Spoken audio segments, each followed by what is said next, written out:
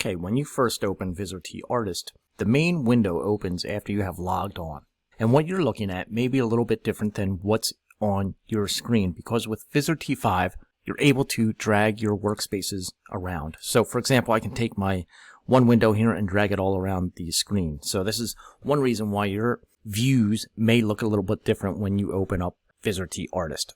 Now, at any time, we can come on to our upper leftmost button here where it says Workspaces and Default, and we can change our default views at any time. So if you are familiar with Viz 3-X, you can certainly change it to that, and it will reflect that user interface. I'm just going to change mine back to default here and do a quick example of how we can drag a window. So here you see my scene tree window is out, and I'm going to drag this into a new dock in the upper left. So now we have our scene tree window here. Now, as far as the overall interface goes, we have at the very top our main menu bar, and you can see we already talked about the default workspaces. If you want to learn more about the workspaces, there's a video on that. As we come across on the main menu bar, there's an import tab, and this is the way that we can import all of our assets into Vizrt. There's also an archive tab. That is the proprietary save format for Viz Artist files, and we can archive these scenes and projects that we do in Viz Artist and save them or send them to someone else. There's also a post button, and when we click on this, we have some post effects and some post rendering abilities within Viz Artist. There's also an on-air button, which turns it on to an on-air engine. And then we also have the config button, which takes us into our configuration settings. We're going to jump back here into the main interface. And there are a couple of key windows here that you're going to want to know about. Now, we have already gone up over the main menu bar up here, and we're going to jump down to the next quadrant here in the upper left, and this is the scene tree. And again, this could be something different for your window as far as where it lays. But the scene tree, you can think of it as your layers for Photoshop. So as we come in to our plugins here, we can start dragging things into the scene tree and stacking them, if you will, in these groups or containers. And eventually, as we build scenes, there's going to be many containers within this scene tree. So once some of these plugins or objects are within our scene tree, we can access other areas of the interface as well. And one of those areas is the properties area. And that here in our upper right quadrant at the moment contains information for things such as the plugin's individual parameters. There's a position, size, rotation, scaling that you can use within the container as well, and several other properties that it will let you access at the same time. For instance, we have our lights and cameras over here as well that we can access anytime within this quadrant.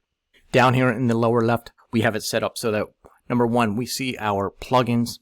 And if we click on our default folder, and you can see there are several folders here on the left-hand side that as we click through it, it changes the icons. So if we go into the default folder, we have some built-in geometries here for Vizrt. So if you need to know what any of these are, you can certainly watch any of the videos on them. And as I demonstrated before, it's simply a drag and drop interface where we can drag one of these objects into our scene tree, and it is reflected within our scene editor. Now, not only do we have built-in geometries and plugins that we can use within Viz Artist, but we can import our very own assets, geometries, and images to use as well. And that's our other window, very important, that you'll need to know about here is the asset view, because in the asset view, not only can we see all of the assets that we have either imported or compiled for all of our projects, but it's a way to organize them as well. And within our asset view, we have our options over here to create folders and subfolders to organize our projects and or assets a little bit better. And here you can see we have several folders made to hold different elements just as a way to organize. And as we click through these different folders and these tabs on our asset view window, we'll be able to see what's inside of them. And furthermore, we have area down here where we can increase and decrease the size of these images or these thumbnails basically. So within this asset view, we can have things such as our scenes, which are projects. We can have 3D objects. We can have materials, substances, and fonts, and more. There's another video on the asset view, which you can dive a little bit deeper into.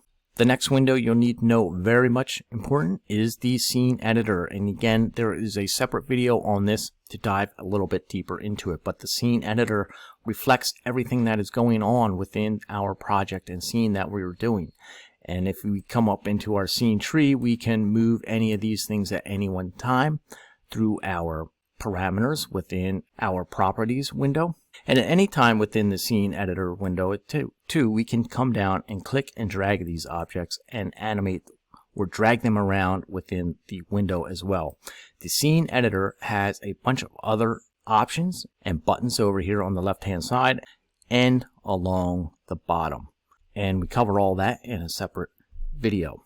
Now, one of the main advantages of Vizrt is the real-time rendering. So if we wanted to set a keyframe, there's one more window important that we'll need to know. So I'm going to come down here and just create a quick little animation with my built-in objects that we have already dropped into our scene tree. And now you see I have a little animation here. If I click play, we have a little circle that goes across the screen.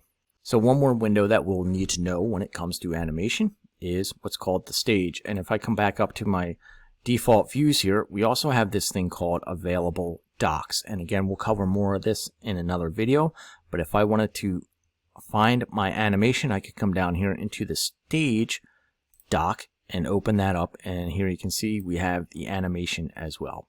So with the user interface of Vizrt, there are many variations that you can do because each one of these windows could be dragged around into another area of the scene. So yours may look a little bit different, but the key points are to know where the important windows are, where you're working, and to find a setup that works for you as far as the interface. And once you do that, and if you do find an interface that you want to keep, you can certainly save it as a workspace under the default workspaces here. And again, we have another video on that to check that out.